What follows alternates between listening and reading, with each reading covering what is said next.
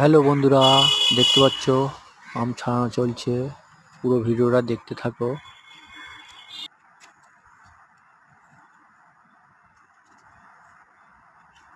বন্ধুরা কেমন আছো? আশা করি ভালো আছো।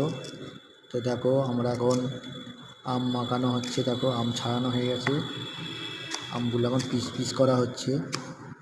দুপুরবেলা ভাত খাওয়ার পরে আম মাখা হচ্ছে।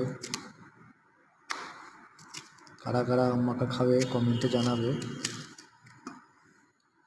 দেখো